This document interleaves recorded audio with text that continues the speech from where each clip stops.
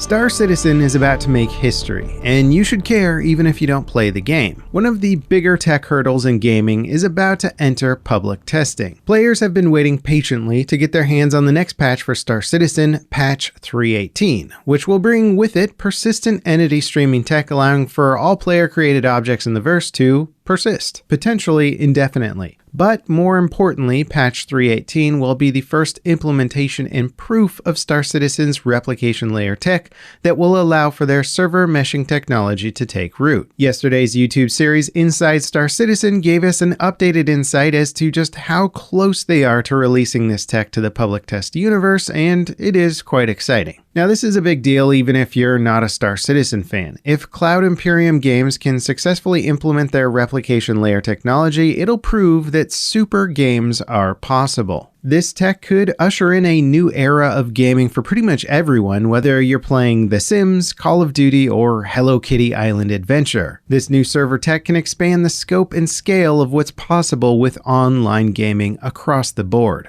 Now, a lot of times when we think about the future of gaming, there tends to be a big emphasis on graphics and visual fidelity.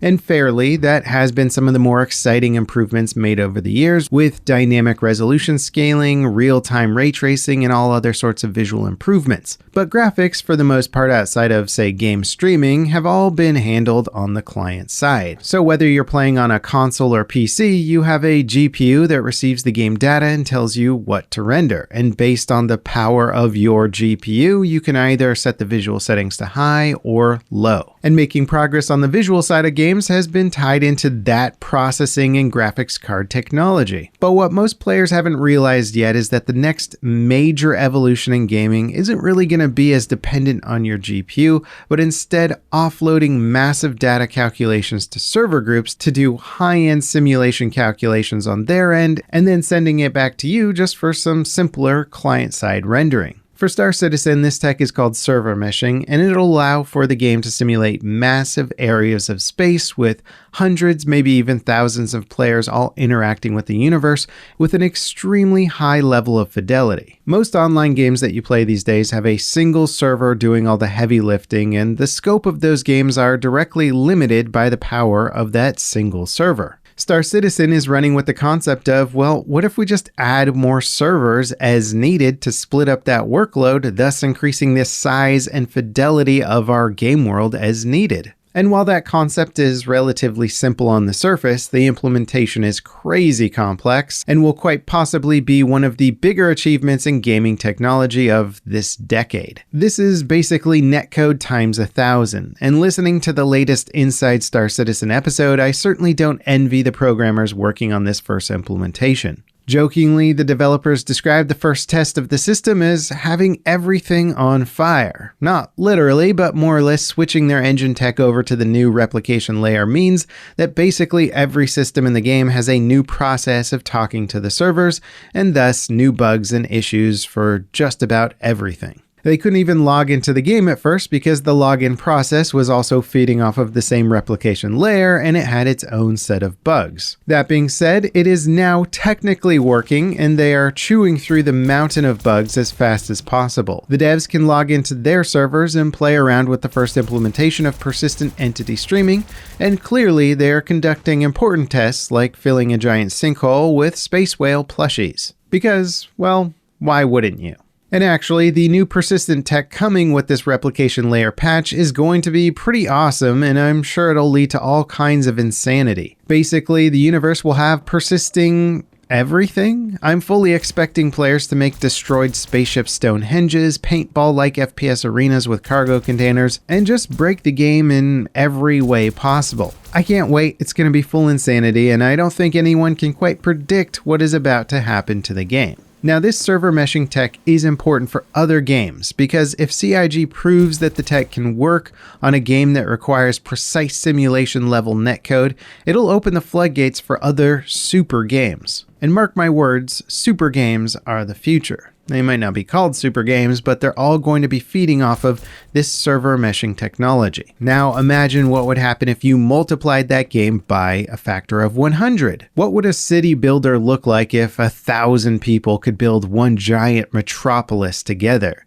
How about a StarCraft-like RTS with 100 players on a single map and unlimited units? How about a Battle Royale with 10,000 players? What about a survival game with full persistence and insanely massive scale with hundreds of square kilometers, base building, and territory wars between thousands of players? This will be the future of gaming, and Star Citizen is about to show the world what's actually possible. Or not. We of course don't technically have this tech in players' hands yet, and there's still many big steps left before we see the full effects of server meshing. Patch 3.18, which is the next patch for the game, will have the new replication layer tech. This means that all the data, netcode, internet gaming magic within Star Citizen will pass through the replication layer server before going to the client. It's probably one of the bigger backend tech hurdles they've had to overcome, but it might not seem that impressive on the client side initially, since it's not really going to change a huge amount of the load distribution. However, the next step beyond this will be static server meshing. This will be dedicated servers for different regions of space, all communicating with the replication layer, which will then communicate the information needed to the clients. Currently, a single server in-game handles around 100 players and all the planets and moons and space stations and ships.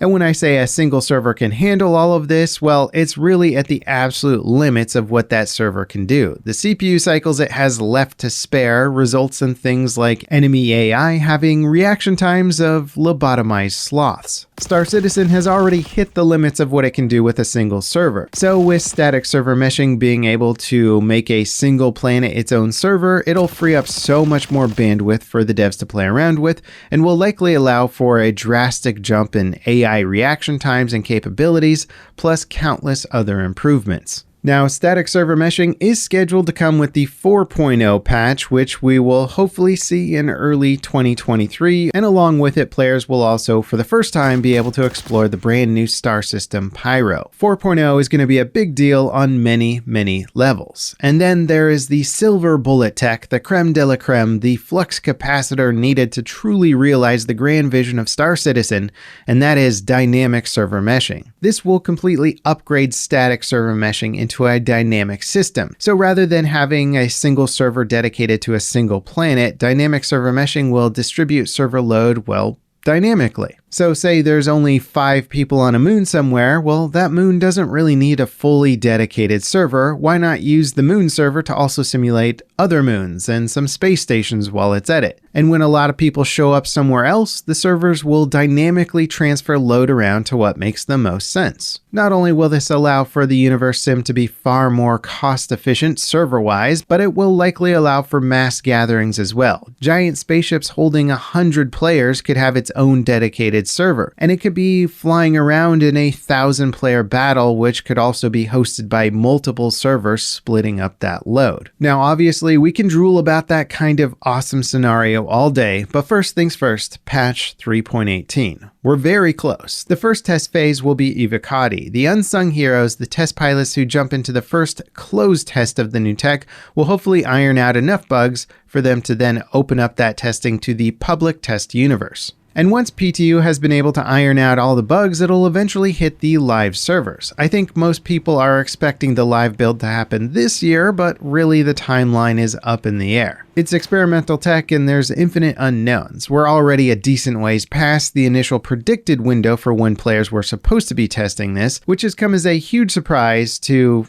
well, not a single fan of Star Citizen. Delays in Star Citizen are usually much more common than actually hitting the projected launch window. But if this tech truly is the beginning of the future, then it's well worth the wait. What do you guys think about this big step into the next era of Star Citizen and what it means for gaming in general? The game industry reacts to success. Big studios replicate popular formulas and use it to transform their existing IPs. Does the idea of server-meshed super games excite you, and how do you see it being used for the future of gaming? Let me know in the comments, and if you want to check out another video I made on one of Star Citizen's last major tech hurdles, check out the video on the implementation of their procedurally generated city planet. It's good stuff. And as always, thank you guys so much for watching. This is LevelCap signing off.